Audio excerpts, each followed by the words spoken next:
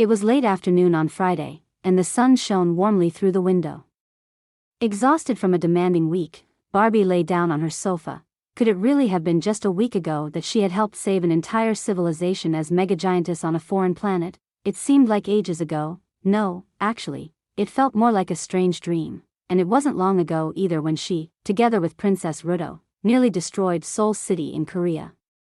It had been incredibly fun to demolish everything there and trample countless Koreans beneath her feet. She and Ruto had stormed through the city like untamed forces of nature, while Barbie was glad that everything had been undone in the end.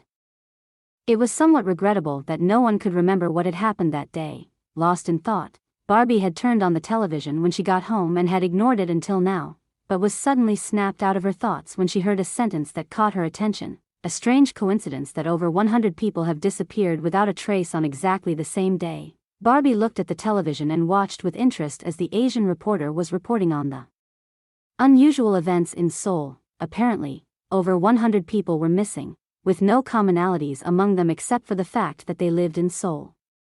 Men and women of all ages had simply vanished, without a single trace of their whereabouts, as if they had been erased from existence. But of course, there were loved ones left behind. Our friend, Sun Nam, just disappeared. She didn't say goodbye, and no one has seen her for about 2 weeks, explained a young Korean woman named Yejin. Beside her stood a weeping man who confirmed her words. Sun Nam is my girlfriend. He showed a photo of her to the camera and said tearfully, please, if anyone has seen her, please message me or inform the police. Barbie's heart pounded heavily as she saw these grieving loved ones. Could it be that Sun Nam was one of the people she and Ruto had devoured? Barbie had suspected that the moon healing escalation wouldn't work if someone was inside her, but somehow that thought hadn't stopped her from devouring all those terrified people back in the day. Barbie's heart beat faster and stronger as she remembered their fearful screams and pleas for mercy when she held them in her hand. She had thoroughly enjoyed seeing and feeling their fear. And then she had just thrown them all into her mouth and swallowed them whole. It was an incomparable feeling of power that she had experienced back then. Barbie looked back at the television and observed the people mourning their friends and relatives, and it broke her heart. How could I have done that to these poor people?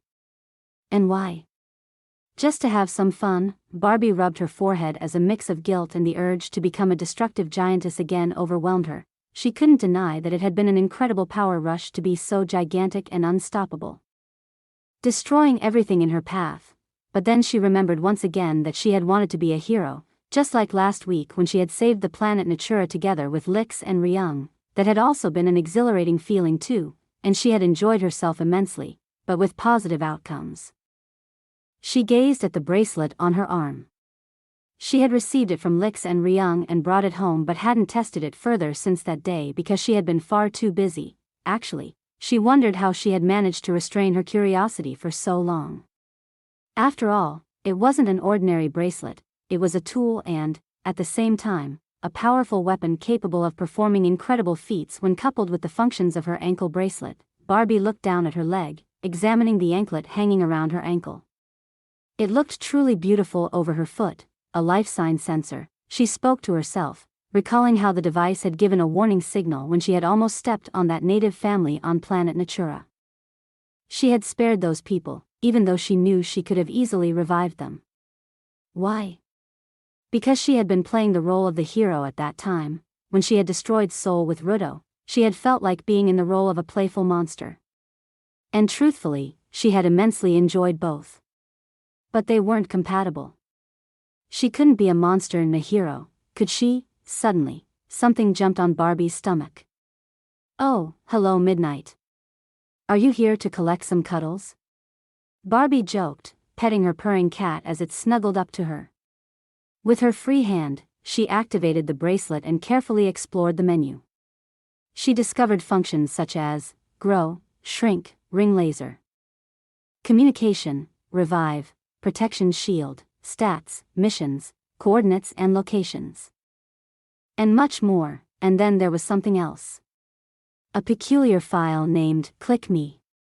Curiosity getting the better of her, Barbie pressed on the file, and instantly, a holographic image of Lyxe appeared on the display. Hello, Barbie. It's Lyxe. I recorded this message for you in case you have any questions about the bracelet. By the way, as I mentioned, I integrated your size-changing box into the bracelet, so it grows and shrinks along with you and becomes more compact. However, it still offers the advantage that you can choose any size you want, unlike Ryung and me. By the way, a friend of mine helped me with the integration. Her name is Aya, and she's also from Japan, just like you.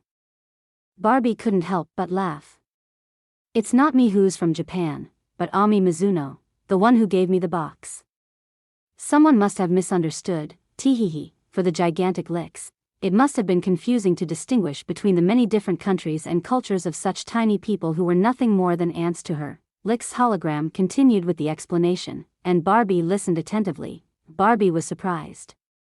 The bracelet had the function to generate shields to protect lifeforms like humans and animals so she could step on them without harming anyone, and she had the option to disable this function if she wanted to crush someone for real.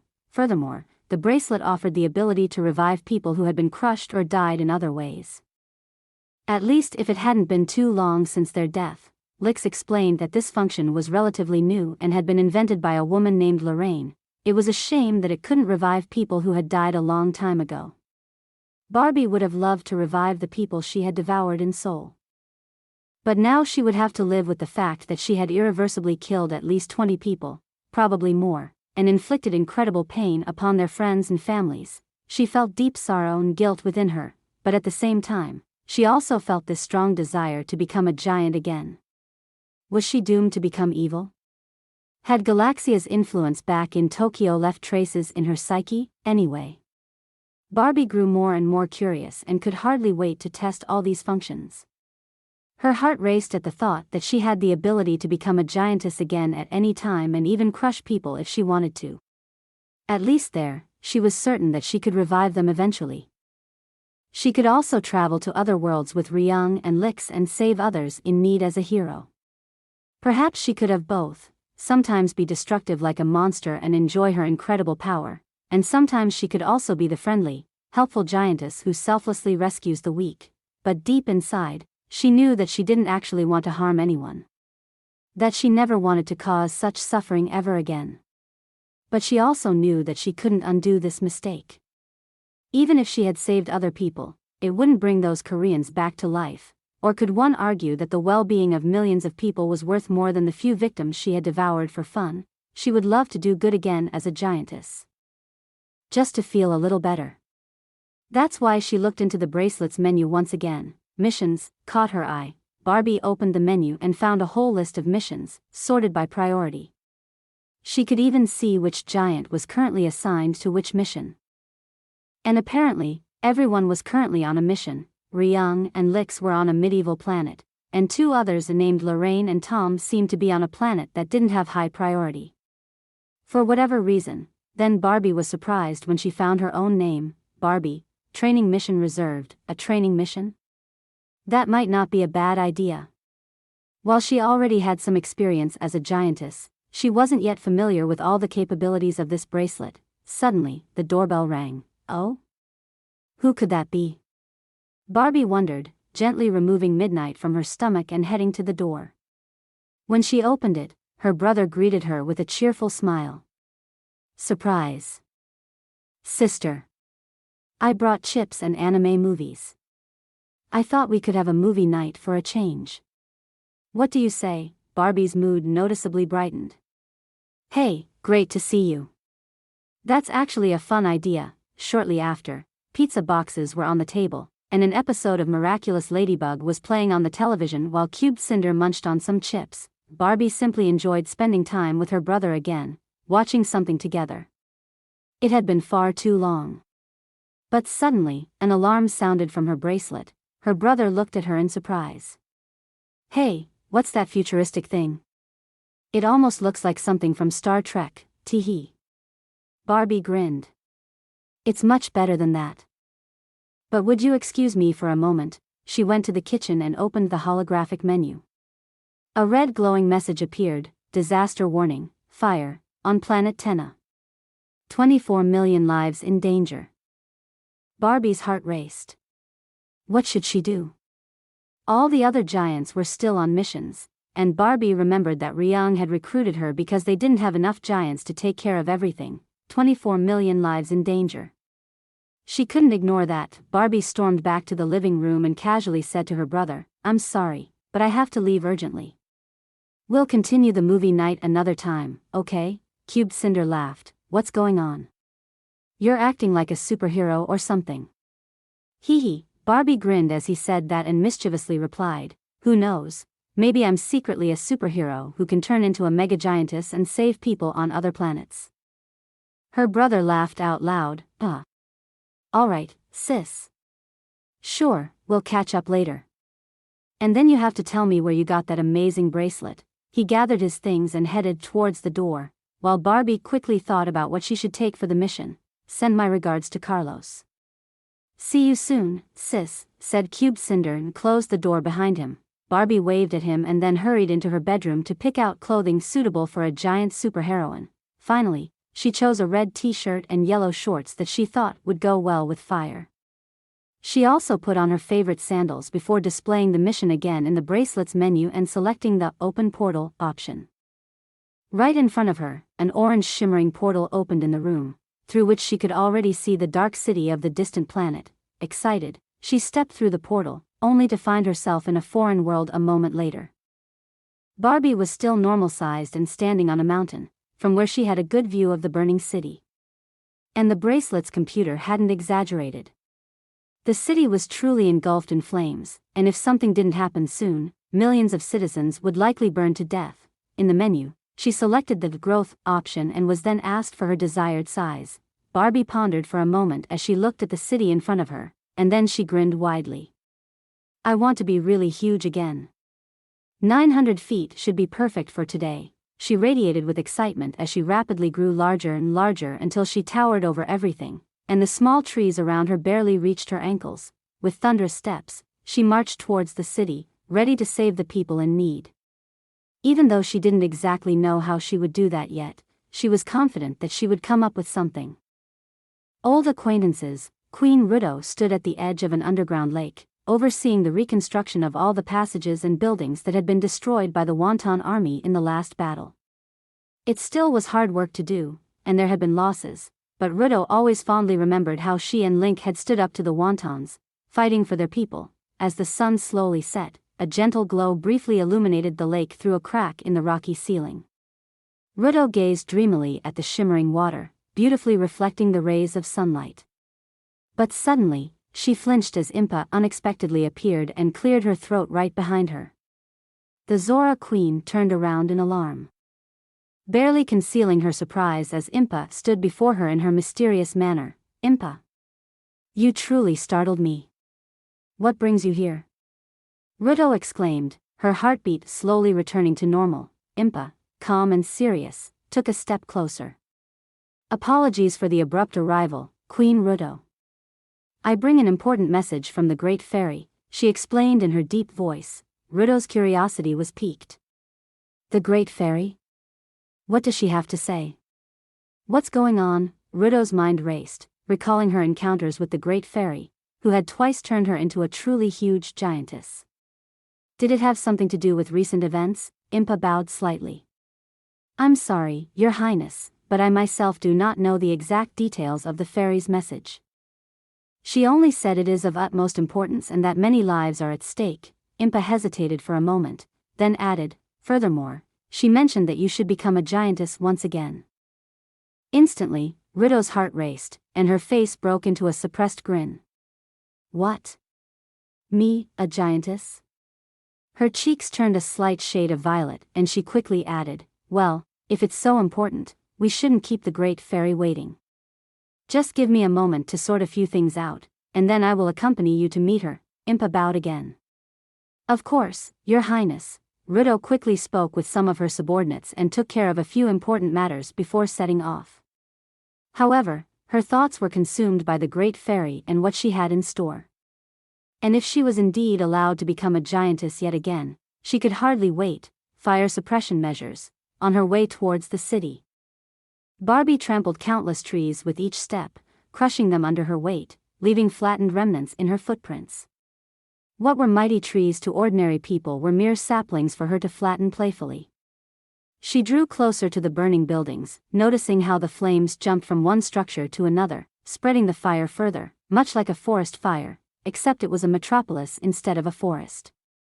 Clearly, this planet had a dry climate, and the buildings had been constructed too close together. Who on earth planned this city?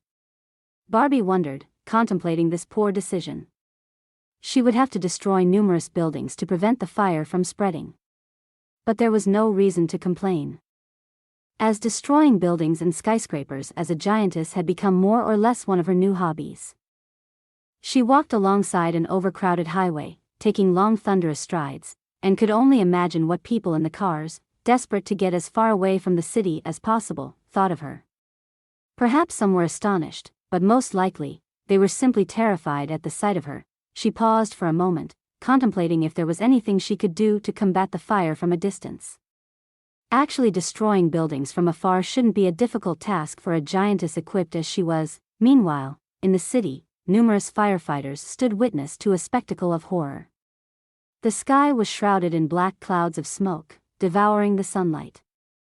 An infernal crackling filled the air, accompanied by cries of desperation. The fire raged relentlessly through the towering skyscrapers, which had once proudly reached towards the heavens. The heat was suffocating, and the flames danced wildly and uncontrollably. The firefighters fought bravely, but they were far too few to contend with the destructive power of the fire. Their hoses sprayed foam and water, but it was merely a drop in the ocean. The flames soared higher, engulfing the facades in an incandescent inferno. The heat was unbearable, threatening to penetrate their protective gear and scorch their skin. But that was nothing compared to the hellish fate of those trapped inside the buildings, consumed by the merciless flames. The firefighters had to face the grim reality that their efforts were futile. The city was doomed. Nevertheless, they did not give up. Every life saved was a victory, even if it meant sacrificing their own lives. Some of the men ventured into the buildings to rescue people from the inferno. They endured the searing heat and burns as they attempted to save coughing and sometimes unconscious individuals. Melson was carrying an unconscious woman and dragging an elderly injured man behind him when he caught a glimpse of something through the smoke. It was only a brief moment, a bright violet flash, and then everything was over. He and many others in the building were torn apart as the laser rings violently struck the structures, causing them to explode and collapse. The firefighters on the ground, their faces smudged with soot, had to leap aside and seek safety themselves as the buildings were hit by the intense violet light flashes, instantly raining down colossal debris. Most managed to escape in time, but some of their colleagues and civilians were crushed by the falling rubble. Dazed, many of them stood back up and surveyed the wreckage before them, a mix of astonishment, sorrow, and relief in their eyes. Countless lives had been lost, but at least the fire seemed to have been halted in this particular area, giving them a glimmer of hope. "What just happened?" an older firefighter asked. A young boy replied, "I don't know. There was suddenly some kind of a huge pink glowing projectile, and then the building was destroyed. Maybe some sort of weapon." The elder looked around but could see nothing due to the smoke and swirling dust. "At least the fire is stopped here. Let's hope it's the same for the other hotspots. There's still hope for our city." Barbie witnessed the effectiveness of her laser ring weapon. The destruction of several skyscrapers had been enough to halt the spread of the fire in a part of the city. But, of course, this was just the beginning, as there were still numerous other hotspots that were farther away. So distant that she would have to go there. Determinedly, she trudged on along the highway until she finally reached the outskirts of the city. The forest gave way to a mix of smaller houses and gardens. The streets, like all the highways, were completely congested with honking cars and frantic people either carrying suitcases or dragging children behind them. Amidst this chaos were Franco and his girlfriend, Fronda. They sat in their cheap compact car, attempting to leave the city for hours. Finally. "We're almost there. We'll soon be out of this damn metropolis. Next time, we're moving to the countryside," Franco exclaimed, clearly annoyed. Meanwhile, tears streamed down Fronda's face as she sniffled. "How can you be so insensitive? My parents and most of my friends are still in the city. I'm afraid something will happen to them." Franco looked at her, annoyed. Listen, I'm just glad we made it, okay? I don't care about anything else right now. But suddenly, both of them noticed the ground trembling. Again and again. Eventually, the tremors became so strong that their car was literally bouncing. What the hell is that? Franco wondered. His girlfriend stuttered fearfully, It's a giant woman. Over there, and she's coming towards us, Franco snorted dismissively. Pa. Now you're even hallucinating? You're not exactly helpful today, but then, he saw her too. The woman was colossal. Larger than anything he had ever seen before. Overshadowing even the skyscrapers as if they were just model buildings. Curious and frightened, numerous people abandoned their cars around them, while Franco and Fronda sat paralyzed in their vehicle, hearts pounding. Barbie looked down upon the panicked people, who were literally at her feet, and then gazed into the distance, where the tall buildings of the city burned brightly. There was no way around it. She had to walk through the city as a giantess, regardless whatever destruction she would cause in the process. Should I trample the buildings or walk over the streets full of cars and people? There are probably people in the buildings too. Whatever, I'll take the road. Barbie said as she lifted her sandaled foot over the street filled with screaming people.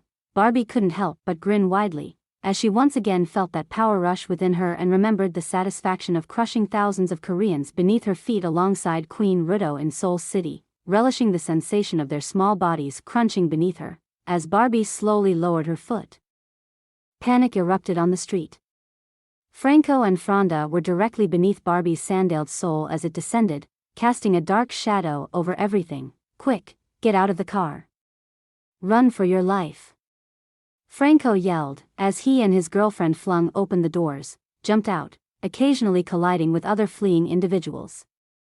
Franco didn't hesitate to run, but Fronda fell to the ground and remained there in complete shock. When she looked up, all she could see was the enormous leather sole above her. Her heart raced faster than ever before, her breath caught in her throat, and she was drenched in sweat. It couldn't possibly be true that a person could be so monstrously huge. And yet, the sandal's sole hovering over her was undeniably real. She knew she was about to be crushed underfoot like an insect, and she was terrified of dying. But suddenly, the giantess paused and lifted her sandal back up. Franco came to a halt, and Fronda felt a wave of relief wash over her. Had the giantess changed her mind? Would she spare them? Barbie halted mid-step. Wait a minute. Did I even activate the protective shield? She took a step back and checked the settings on her wristband. The protective shield was in status green, everything seemed to be in order, so, nothing could go wrong, right? Relieved, she finished her step onto the bustling street. Fronda's eyes widened as the giantess once again lifted her foot over her and all the other screaming people. What? But why? Darkness surrounded her, and this time the giantess didn't hesitate to step down. Franco, his girlfriend Fronda, and dozens of other people, along with numerous cars, were pressed down by the sandal's sole, crushed and utterly obliterated. When Barbie heard the loud crunching under her sandal, she curiously lifted her foot and noticed that nearly all the people in her shoe print had been completely flattened. Why are they all squashed? She checked the status of the protective shield once again. Still green, damn. I don't understand why it's not working. It was supposed to protect people from my weight, Barbie sighed. Maybe I need more training with that thing after all. But I can't just leave all these people to their fate. She went through the menu once more and this time selected Revival. Aiming at her footprint, she unleashed the blue beam of Revival, instantly restoring the crushed bodies and bringing the people back to life. This seems to work. Good to know. At least I can revive anyone I step on today. That should suffice for this mission. Looking down at the bewildered people in her footprint, she waved sheepishly at them and said, Sorry, folks. I really have to pass through here, so please don't be mad at me for stepping on you again. Teehee. Fronda had just regained consciousness and crawled bewildered and frightened across the crumbling street, barely able to comprehend what had just happened, nor that she was now crawling inside a gigantic footprint. She trembled all over as she heard the thunderous voice of the foreign giantess. What? What does she mean by stepping on us again? She wondered. But her question was answered only moments later as Barbie's enormous sandal descended once more on the revived people. Fronda briefly felt the intense pressure and immense pain, only for it to quickly subside as her body was once again completely flattened and crushed to a pulp beneath Barbie's sole, with some parts of her even getting stuck to the leather sole. Barbie heard the crunching sound again and just took the next step, allowing her sandal to descend upon countless more screaming individuals. Boom. Crunch. Smush. She could hear the loud crunching and even partially feel the tiny cars and bodies yielding under her, despite wearing sandals. Her heart raced, and she had to admit it was a wonderfully liberating sensation to be so huge and powerful. Although she felt sorry for the people who were already fleeing from the fire and now being casually crushed by her, Barbie felt that incredible power rush again and had to restrain herself. But on the other hand, if she was going to save an entire city as a giantess, she could also have a little fun. Right? Eventually, she tried to calm herself down. After all, she had to keep moving forward, and in doing so, she would inevitably crush numerous more people. So, she might as well enjoy it a little. Besides, she could revive them later. Thus, Barbie simply continued walking through the crowded street, just as she had done in Seoul, crushing hundreds of terrified, screaming people with each step. Men, women, and children alike were crushed to mush under her relentless sandals, and Barbie savored every second of it. But she knew she shouldn't forget why she was there, so she tried to refocus and headed towards the next hotspot. When she was close enough to a burning shopping center, she unleashed a barrage upon it, and the building immediately exploded as the pink laser rings collided with it. Another hotspot was extinguished. However, the people in the streets couldn't possibly understand Barbie's intentions and, to make matters worse, they believed that a giant alien woman had arrived to deliver the final blow to the city. At least, that's how it appeared to them. Consequently, the panic around Barbie only intensified with each passing moment.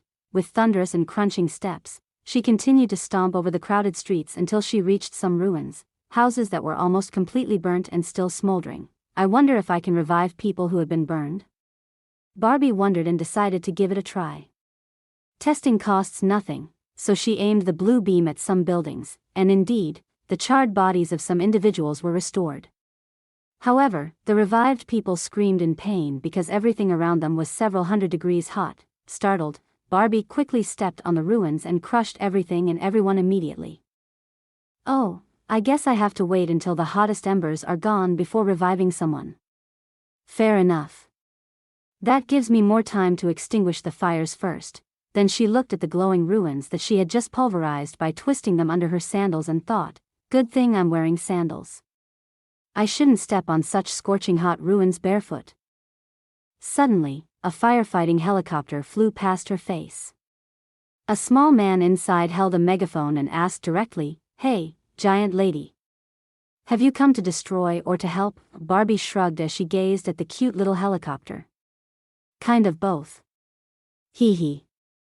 Well, mainly to help, of course, she replied with a playful grin. The man didn't find the joke amusing but continued, "Whoever you are, and wherever you come from, I have no choice but to trust you, so let me explain our situation to you." The helicopter circled around Barbie's head as the man spoke. She had to keep turning around to keep the tiny vehicle in her sight while he continued, "We don't have enough personnel to contain the fire. But the destruction you have caused has actually helped us in this regard. So I suggest you take over this part of the city while I send all the remaining firefighting forces to the other part of the city. That way, we have a better chance." Barbie nodded cheerfully, "Sure. I can do that. I'll head over there then," she said and was about to leave when the man added something, "And by the way, on your way there, there's a school with classrooms at the top of a skyscraper. Please rescue the children there first." Barbie nodded again and this time she truly set off. A school at the top of a skyscraper? What kind of school is that, she wondered. But after a few more steps, she already spotted the building. It was a rather modern structure, she thought. It was nearly her size and engulfed in flames at about the halfway point. The upper floors were untouched by the fire, but that wouldn't last long. She quickly made her way towards the building, determined to save as many people as possible. Meanwhile, in the land of Hyrule, the great fairy emerged from the water with a laugh as Queen Ruto entered her cave alongside Impa. Ruto flinched at the loud laughter and replied irritably, "Do you always have to be so loud? My ears are hurting." But the fairy ignored her words and leaned forward with a grin. "I know you wish to become a giantess again. I have good news for you. This time, you are needed." Ruto's mood instantly improved. "I am needed? As a giantess? Where? By whom? What am I supposed to do? Fight an army?" The fairy chuckled again. "Don't worry, you will find out soon enough. Please do me a favor and accept this as well." A bluish energy orb flew towards Ruto and settled in her open hand. Ruto was confused. "What is this? What am I supposed to do with it?" "It will help you bring the past into the present. You will see. But now, get ready to grow in size and might." Before Ruto could ask any more questions, and she had quite a few, she was completely enveloped in a white light and could already feel tremendous power surging through her amphibious body. The pupils trapped on the upper floors of the burning skyscraper were mostly too young to grasp the seriousness of their situation, which led to the teachers being more fearful and worried than the children. "We can't use the elevators or the stairwell," one of the teachers said to a slightly smaller female teacher with shoulder-length hair. "And that's not all. I received a radio message from the fire department, and they say they have no more available rescue teams. We are on our own. What are we going to do now?" The female teacher tried to reassure the man, although she herself was filled with fear and desperation. "We mustn't give up. We should all stay calm and wait for rescue. That's all we can do for now. Don't lose hope." Suddenly, one of the students shouted, "Look! There's a giant woman." At first, some other students disagreed and dismissed it as nonsense, but then they saw the approaching giant Barbie themselves and gazed in awe with wide eyes. The bewildered teachers also approached the window and couldn't believe their eyes as they beheld the foreign giantess approaching with thunderous steps. Every time she took a stride, the ground trembled, and the glass facade of the building quivered. The teacher's throat went dry with fear, and he swallowed loudly. What the hell is going on? Are monstrous giants suddenly appearing here too? But the teacher next to him had a more optimistic outlook and said, "No. I believe this is our rescue." A younger pupil named Lonus couldn't help but be horrified as he observed the destruction Barbie caused on her path. His eyes fascinatedly followed as she devastated entire streets and crushed people and cars under her mighty sandals. A wave of fear swept through him when he realized the giantess possessed an immense power. As another student cried out loudly, "She probably wants to eat us." Lonus became so scared that he started crying too. The teachers, already on edge themselves, did their best to calm the students, but it wasn't an easy task. As Barbie approached the burning skyscraper, she could make out the many tiny figures, mostly children, behind the windows of the building.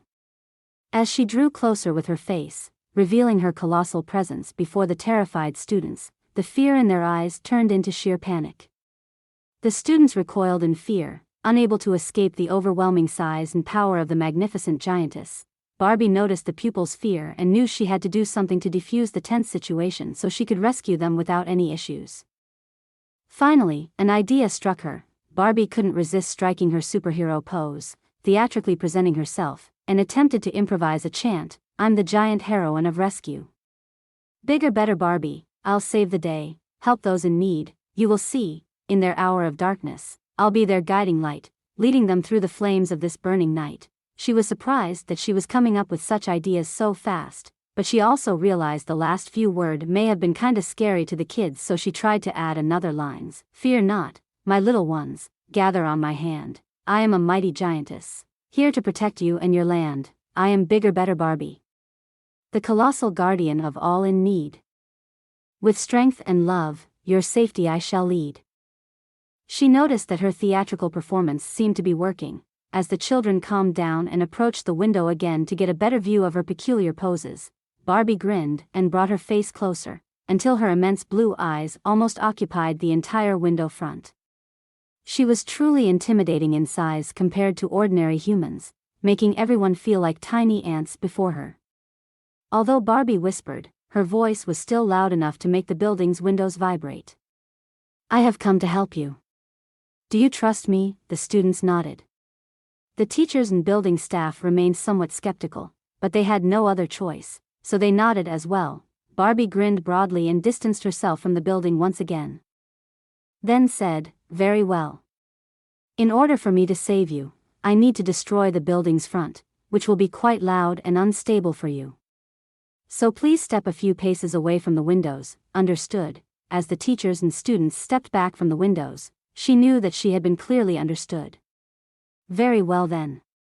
Here we go," Barbie said, as she carefully dug her fingers into the building, pulling at the front. The steel beams contorted, and all the windows shattered with a resounding clatter. Barbie herself was surprised by how effortlessly she could crush and destroy everything. She was so immensely huge and strong that she could crush entire floors with her fingers if she wished. But of course, she was here to rescue the students, so she placed her open hand before the ruined building wall and gently lowered two of her fingers in front of the students, causing the floor beneath her weight to creak. Inside the building, a sudden gust of wind blew as the glass windows were removed, and the students now caught the charred scent of the flames, which crept higher and dangerously close. It took courage for the students, but as two of the teachers climbed onto Barbie's hand and gestured for them to follow, they finally overcame their fear and climbed onto Barbie's fingers and palm as well, while Barbie only felt a slight tickle on her hand. For the young students, it was the most astonishing experience they ever had. Climbing over the immensely large ridges of Barbie's fingerprint, finding themselves in her unimaginably gigantic palm, feeling the radiating warmth, and even sensing her tremendous pulse beneath them. Vibrating in sync with her heartbeat, it was indescribable. Barbie's hand was more than large enough for all of them. And when she was sure no students were left behind in the building, Barbie withdrew her hand and gently closed it into a fist, ensuring their safety within her grasp. For the tiny children, it was an awe-inspiring experience as Barbie's colossal fingers closed around them, each as wide as trucks and yet capable of exerting the gentlest pressure. "You are safe now," she reassured them all in her hand. Then she glanced back at the building in front of her and noticed that there were still numerous people on lower floors, with the flames ominously close to them. Barbie sighed. "Don't look at me with such pity. I was about to destroy the building anyway. I'll revive you later." "Well, at least I'll try." "All right." Barbie raised her arm, preparing to shoot her blaster to destroy the burning tower. She was about to activate the ring laser when she noticed the immense fear gripping the people inside the building. She sighed and lowered her blaster once again. All right. I'll save you too, but there's no time for a gentle approach, so brace yourselves." With those words, she pressed against the building, her hand crashing through with a resounding crack, shattering beams and furniture inside. She swiftly grabbed anyone she could reach, hoping that most would survive her grip. Amidst the flames and the structural damage, the skyscraper eventually collapsed, burying those unfortunate enough not to be in Barbie's hand. The towering Barbie watched as the building crumbled, dissolving into a cloud of dust that spread around her feet. Then she looked at her hand and was delighted to see about 100 more people she had saved, some injured, and sadly, a few completely crushed. But that was not a problem. She simply activated the revive function, and within seconds, everyone was restored to health. She held her hand close to her face and examined the people more closely. "So, there was a school in the building, but who are all of you?" A young man gathered the courage to speak and replied, "We are employees who worked at an advertising agency." He corrected himself, "Well, we used to work at an advertising agency." "Thank you for saving us." Barbie leaned in with her eyes, studying the group intently. It was truly astonishing how incredibly tiny they all were, yet she could make out precise details and distinguish one person from another. She could see that she had saved both men and women. Their bodies looked incredibly small and fragile, but somehow, that also made them quite adorable. "I'm happy to help," Barbie whispered, adding, "I hope it's comfortable for you in my hand. I'll find you a safe place quickly, and then I'll set you down, all right?" Barbie strode through the city, destroying more burning houses. Just as she found a suitable spot for the rescued individuals, a small park with a little lake, something unexpected happened. A bright glow flickered, and a familiar bluish giantess stumbled out of a portal. "Ruto?" Barbie stammered, a mix of surprise and joy in her voice. The Zora Queen staggered for a moment, disoriented, crashing through a few skyscrapers until she regained her balance. Surprised, she looked at the American giantess, with whom she had recently stomped Seoul. Her eyes widened with delight. Barbie. It's wonderful to see you. Barbie couldn't contain her joy. She ran toward the amphibious giantess and embraced her warmly. Her hands clenched into fists to ensure nobody in her grasp would fall. "Aw. It's so great to see you again. I thought we would never meet again," Barbie exclaimed, breaking the hug and jumping up and down with joy. "Well, I'm back now. And I'm happy too." "I really missed you," the Zora Queen replied, slightly embarrassed. Ruto glanced around, taking in the destruction and the burning buildings in the background. "Looks like you've been having quite a bit of fun on your own. Shall we destroy the city together? And what do you have in your hands? Have you collected some people to devour?" Barbie suddenly grew serious. No. Not this time. The city is plagued by a fire, and I'm here to help. It will require destroying several buildings to stop the fire, but that's it. And the people in my hand." Barbie opened her hand and showed Ruto the little children and others she had rescued. "I saved them from a skyscraper before it would have been engulfed in flames," Ruto smiled, looking down at the little ones in Barbie's hands. "So, no one to devour? That's a shame, they look quite adorable. The last people we ate were so fearful and delicious, it was truly amusing." Barbie became somewhat saddened. "Don't remind me. I've felt guilty about it all along because those people couldn't be revived. So, because of us, over 200 people are dead." Ruto furrowed her brow. "Oh, I'm sorry." She paused for a moment, then added, "But at least they had an exciting death in our jaws, and now they get to be a part of our gigantic bodies. That's some consolation, isn't it?" Barbie shook her head. "Not really. I'd rather help people than leave behind grieving families missing their loved ones. But anyway, let's talk about something else, like what you have in your hand. It's emitting such a beautiful blue light." Ruto gazed at the shimmering sphere in her hand. "Oh, good question. The Great Fairy gave it to me and said I would see its purpose." Just as she spoke, the sphere began to levitate, leaving both giantesses astonished as it grew brighter and emitted tiny bolts of lightning toward their bodies. Barbie and Ruto felt hundreds of brief, stinging sensations, as if receiving a small electric shock or undergoing rapid acupuncture, but it was barely painful. Then the glow of the sphere dimmed slightly, and it floated back into Ruto's hand. "What was that?" wondered Barbie. Ruto shrugged, but then she felt small bodies falling into her hand, apparently emerging from the sphere. "Huh? Little people? Where did they come from?" Curiously, Barbie leaned in and bent down to examine the tiny beings in Ruto's hand, immediately noticing their Asian appearance. Her heart pounded with excitement as she attempted to count the minuscule figures. "I think these are the 219 missing people," she exclaimed, thrilled. "What? What are you talking about? Can I devour them?" Ruto inquired. "No. Please, don't do anything," Barbie quickly cried out. "I believe these are the people we devoured. Somehow, this energy sphere or whatever it is extracted their matter from our bodies and restored them. It's simply incredible." For Sun Nam, everything had felt like a terrible dream. She had pleaded for her life, only to be ignored and dropped into the giantess's mouth. On the slippery tongue, she had fought for survival and failed. Filled with fear, she had slipped into the dark abyss where her death awaited, but then, she opened her eyes once again. Was she still alive? Her vision remained blurry. She only noticed a bright blue light above her. Was she dead? Was that the heavens? Yet as her senses gradually sharpened, she noticed the blue skin of the giant hand beneath her, and then she saw the face of the American giantess right in front of her, with a burning city and billowing smoke in the background. Sun Nam screamed loudly, "Oh no, I'm in hell." As Barbie witnessed the fear in the little Koreans held in Ruto's hand, she felt a strong desire to reassure and comfort them. She spoke soothingly, "Don't be afraid, my dears. We won't harm you. I'm sorry for scaring you like that. But now you're safe, and soon we'll take you home. I promise." Then she looked into Ruto's purple eyes and asked, "Can you set the little ones down here in the park?" Ruto shrugged once again. "I didn't understand a word of what you just said, but sure, I can do that."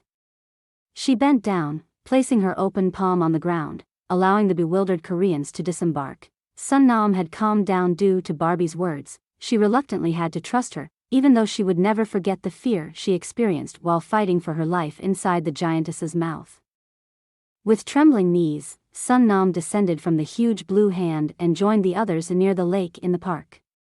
She had no idea where she was, but it definitely wasn't Korea. Barbie also bent down, letting the students and other people climb down from her hands. She looked at the tiny humans with satisfaction, her eyes growing moist. "Oh, I'm so glad you're all alive. You can't imagine how relieved I am." She sniffed briefly and then stood up to her full height, instilling fear and awe in the people at her feet. Barbie waved briefly to the small individuals at her feet. "We have to deal with the fire and save this city now, but afterwards, we'll come back to you, and I'll take you home. So stay here and enjoy the show." While Barbie had been conversing with the people, Ruto had been playing around with the blue energy sphere. It seemed she had some degree of control over it, which could prove useful. She stepped beside Barbie and said, "So, if I understood correctly, this sphere here revived the people, even though we devoured them?" Barbie nodded, tears of joy welling in her eyes. "Yes, that's right. After we save the city, I'll take them back to their families." "I feel so relieved." Ruto looked at her mischievously. "Well, since we have this thing here, it probably won't hurt if we occasionally devour someone, right?" Barbie hadn't expected this suggestion. "Well, no. Probably not a problem." Ruto patted Barbie on the shoulder. "Well then, let's have some fun while saving the city. You can revive the squashed ones, and I'll restore anyone we devour along the way, okay?" Barbie laughed at the proposition but agreed, "Okay, we can do that. But let's focus on saving people, alright? I really don't want to scare these poor souls any further. Let's start by extinguishing all the fire sources. I don't want anyone to die in the flames." Ruto winked at her. "No problem at all. That's my specialty." She approached one of the fire sources, performing her signature movement to control the planet's water, and within moments, several fire hydrants exploded, dousing the streets with water. A column of water formed in front of the amphibious giantess, resembling a small tornado, until she extended her arms forward, causing the tornado to transform into a jet of water that selectively extinguished several burning houses. Thousands of people in the streets were caught off guard and swept away by the rushing waters. Barbie watched in awe and quickly grabbed some of the people being swept around her feet, lifting them up and placing them on undamaged buildings. "Okay, we'll handle this your way to get things under control faster," she said. Ruto smiled and replied, "There's a reason the Great Fairy sent me. I'm happy to help wherever I can." "Great. Let's save the people from the fire then," Barbie exclaimed, ready to rush off. However, Ruto suddenly held her back. "Wait a moment. I'll help you, but you know my condition, right?" Barbie was initially puzzled by Ruto's words, but when she saw the Zora looking at her feet, she knew what she meant. "Ah, I see. Of course. I don't need them anymore anyway," Barbie said with a grin as she took off her wet sandals and left them on the rooftops of 2 skyscrapers where she had just placed some people. The small folks nervously made way as Barbie casually set down her tremendously large sandals. Some were pushed aside, while others crouched down, finding themselves momentarily beneath the giant leather sole hovering above them, leaning against the elevated machine room on the rooftop. The people on the rooftop now had the opportunity to closely examine these enormous sandals without any danger and could only marvel at their extreme size. They watched in astonishment as the 2 mega-giantesses strode away with earth-shaking steps. Barbie's bare feet splashed through the water-filled streets as she walked. Along the way, she repeatedly bent down to pick up individuals in danger of being overwhelmed or drowned by the rushing waters. Ruto, on the other hand, was less gentle with the people. Whenever she spotted individuals in the rushing waters near her feet, she simply stepped on them, submerging and crushing them, causing the water around her to turn red. "Good choice," she remarked, addressing Barbie. "I still don't understand why you wear shoes when you have such beautiful feet." "It's easier said than done," Barbie laughed. "Do you know how hot some buildings and sections of the streets were because of the fire? Without your water, one could really burn their feet there." Ruto made another movement to manipulate the water and said, "Let the rains of Hyrule douse these flames forever." As a result, a massive storm brewed. Dark clouds gathered, and rain poured down as if from buckets. However, for the two mega-giantesses, the rain felt more like a gentle mist due to their size. Barbie, marveling, looked at her arm, which became damp from the rain. She had to look closely to discern the structure of the microscopically small droplets. "Teehee, it's so awesome to be this gigantic," Barbie mused to herself, once again realizing the incredible enormity of her size. She barely perceived the rain as such, but the whole area was pleasantly moistened. The people struggling through the floodwaters in the streets wondered where the sudden water and clouds came from. However, they would soon have other pressing concerns to worry about. Ruto rubbed her hands together. "Well, that should be enough. Now we can enjoy stomping barefoot through the city together, never getting our feet hot. And I'm sure it's better for the people to be crushed under our naked feet," Ruto said as she continued walking until she reached the next district, where the streets were not yet flooded but filled with crowds of people still trying to flee the city. Ruto mischievously grinned down at the screaming people and continued walking, delighting in crushing both cars and people with every step. "You're probably right," Barbie replied, following Ruto on a parallel street. When she too reached the congested streets, she knew there was no point in waiting or trying to clear the way. That, and she knew she would enjoy it, led her to continue walking just like Ruto.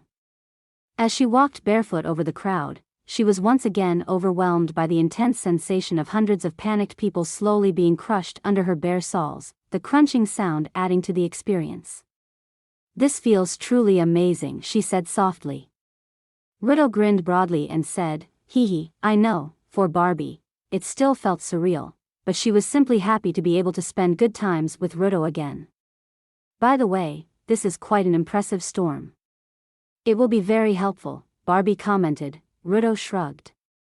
"It'll at least help limit the spread of the fire, but it probably won't extinguish buildings that are already heavily ablaze. We'll have to take care of those ourselves." Barbie nodded in agreement and looked ahead, pointing to rows of burning houses in the distance. "There seems to be a densely populated residential area. I think we should start there, destroying houses and putting out the fire." Ruto took Barbie's hand and joyfully ran forward. "Then let's go. It's fire against water now. It's going to be epic," she exclaimed as they ran over the crowded streets, obliterating hundreds of cars and people with each thunderous step. Surprised and excited, Barbie followed her. She looked down at the screaming people beneath her feet and casually apologized, "Sorry for trampling on you. But don't worry, everything will be fine in the end." A trail of devastation formed behind them, and the streets were covered in their deep footprints, collecting water and the mangled bodies of numerous individuals. The two different giantesses strode through the chaos of the metropolis, heading towards the flames with delight, eager to experience a new adventure together. Meanwhile, in a desperate fight for their lives, the From 10 family fled from the raging fire and the approaching giantesses that were so immensely colossal that it defied their imagination. Their escape through the burning city was accompanied by fearful panic as they tried to find safety. Tom led his family while his wife, Kara, held on to his hands tightly. The children, Nimoli and Mukos, clung anxiously to their parents. House facades were ablaze, engulfing entire blocks in a destructive inferno. But in addition to the flames, the family was also threatened by an unexpected danger: masses of water that appeared out of nowhere and now flooded the streets. The From 10 family had to fight their way through the raging fire, while also battling against the strong currents that hindered their escape. With each breath, the acrid smoke burned their lungs, while the crackling of the flames filled their ears. Yet, even amidst this apocalyptic scene, it was the colossal feet of the giantesses that embodied their greatest fears. The blue giantess approached rapidly and relentlessly, her steps causing the ground to tremble and reverberate in their ears. The family desperately pushed forward as the inferno raged around them. They felt the heat of the flames on their skin and struggled against the powerful currents that slowed their steps. The streets had turned into treacherous waterways. Further impeding their escape, they cast anxious glances back, making sure Ruto was not getting too close. Their hearts raced with fear as they saw the giantess slow down, her majestic presence towering over the burning debris. Her legs were like mighty pillars, with the water swirling around her ankles. The Framtens looked up at her with a mixture of fear and awe. Ruto came to a halt and surveyed the scene. "Look, Barbie. This entire neighborhood is practically engulfed in flames. There are some people in the streets, but many seem to be trapped inside the burning houses." Barbie looked tense. "Yes, you're right. Can you extinguish the fire quickly? Every second counts for those people." Ruto chuckled proudly. "Of course. Watch and be amazed." Once again, she performed an elegant motion to control the water. Masses of water rose and formed a towering whirlpool that reached up into the sky, only to come crashing down upon the burning houses. What Ruto didn't know was that there were still people within the water at her feet. Suddenly, the water around Ruto's feet surged, carrying the Framten family along with it. A cry of surprise and fear escaped them as they unexpectedly ascended into the air. They were trapped in the immense whirlpool created by the Zora Queen. Everything around them blurred into a maelstrom of water and fire. The impact was inevitable. The rushing water propelled the Framtens with great force towards the burning houses. The heat of the flames seemed to consume them already, but the water enveloped them protectively. It felt as though they were being tossed about in a raging storm, desperately trying to hold on. The family was flung around by the torrential waters, their bodies colliding with walls and debris. They alternated between feeling the scorching heat and the coolness of the water, surrounded by a cacophony of roaring flames and crashing water. Fear and confusion engulfed them in torment, but suddenly, they felt the water gently carrying them into a calmer zone. They were guided towards an open window of a burning house. With one final thrust, they were hurled through the window opening, landing amidst the burning building that was gradually being extinguished by the water. The Framtens tumbled across the floor, eventually coming to a stop. They were all together and seemingly unharmed, albeit completely drenched. They had landed in a living room with walls scorched by the flames. Debris and rubble surrounded them in every direction. A miracle seemed to have spared them from serious injuries. They stood up and looked at each other with relief. Although trapped amidst the destruction, they felt a spark of hope. The flames had clearly been extinguished. Now, there was more steam and mist around them, and they could hear relieved voices of other people who seemed to be somewhere in this building. "The giant saved us," the youngest son of the family remarked. The parents looked at each other in astonishment but had to admit that there was some truth to this naive statement. For the moment, they were safe. "Wow. That was truly amazing, Ruto. You extinguished everything." Ruto grinned contentedly. "Not bad, huh? These are the advantages of being a water sage." Barbie nodded approvingly. "I can't compete with that.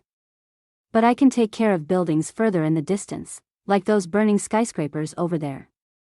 She pointed to a row of towering infernos that were at least 10 miles away. Barbie raised her arm, activated the arm blaster, and fired a barrage of pink laser rings. The laser rings struck the skyscrapers, instantly pulverizing them. As the buildings turned to dust and ashes, the flames were suffocated by the cloud of debris, extinguishing the fires there. Ruto flinched as she witnessed it. "Oh. Impressive. That's new. Did you learn this magical art while I was away?" Now Barbie grinned satisfactorily. "You could say that.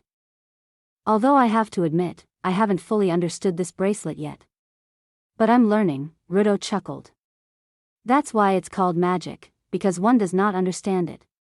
Then she looked around and said, "But now, let's get back to our task. As you said, we're here to save this city. And if the fairy is satisfied with the outcome, maybe I can visit you more often." Barbie nodded. "You're right. And it would be nice if we could do more things together. Like saving planets, or destroying cities and trampling people," Ruto mischievously suggested, winking. "Teehee, okay, that too," Barbie admitted. Then she looked for where help was still needed. Together, They fought against the murderous flames, liberating one district after another from the fire's grip. Ruto primarily used her ability to control water, while Barbie demolished dangerous burning buildings with her blaster and rescued people from hazardous zones along the way. Of course, Barbie was aware that her blaster had caused numerous casualties, just like the people who were crushed under her and Ruto's feet. But she would do her best to revive all those people in the end.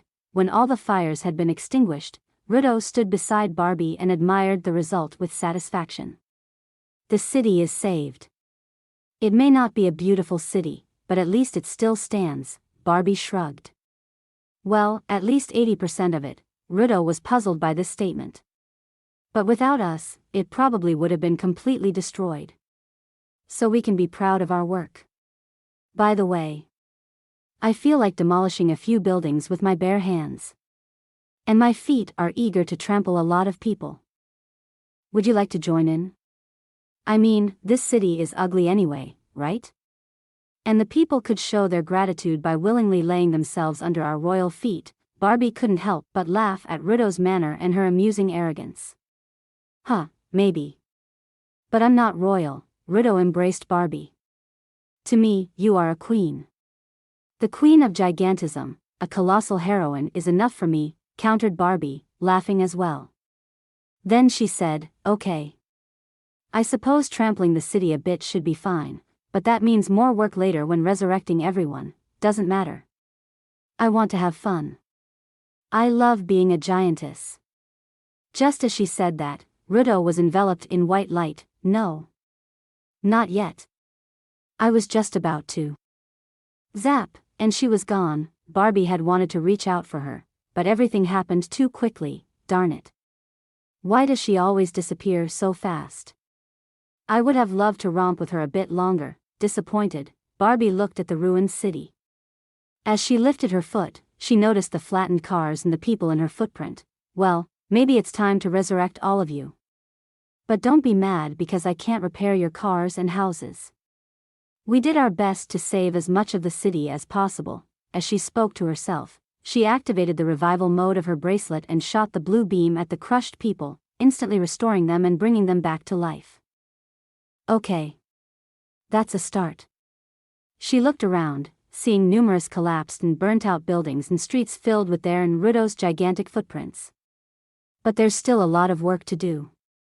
Of course, I have to do it all by myself. Barbie systematically traversed the entire city, running her blue beam over the streets and all the buildings. After 3 hours of intense work, she stood at the city's outskirts and surveyed the result. I wonder if I managed to resurrect everyone, she whispered. At that moment, her bracelet blinked. A message appeared on the display. Unfortunately, no. An estimated 95% of the deceased could be revived. The remaining 5% were completely burnt. Leaving nothing to restore, Barbie was puzzled by the display. Apparently, the bracelet had voice recognition. She would have to experiment with it later. 5%? But they didn't die because of us giants, did they? Another message appeared on the display. Negative. The cause was the fire. Barbie didn't know if she should feel relieved. After all, several thousand people had perished irreversibly. But Ruto had been right. If they hadn't intervened, the entire city would likely have been destroyed, and millions would have been incinerated. Next time, I'll respond faster to alarms. Barbie declared determinedly. Then maybe I can save even more. At the thought, she remembered someone she had forgotten. Oh. The Koreans. I still need to take them home. Carefully, she walked through the city again, heading towards the park, making sure not to step on anyone this time.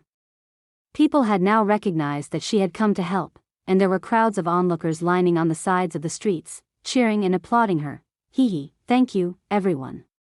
That's really kind, she said shyly as she strode through the streets, passing by her old footprints where she could still see the flattened cars. She was glad that the bracelet couldn't restore material things.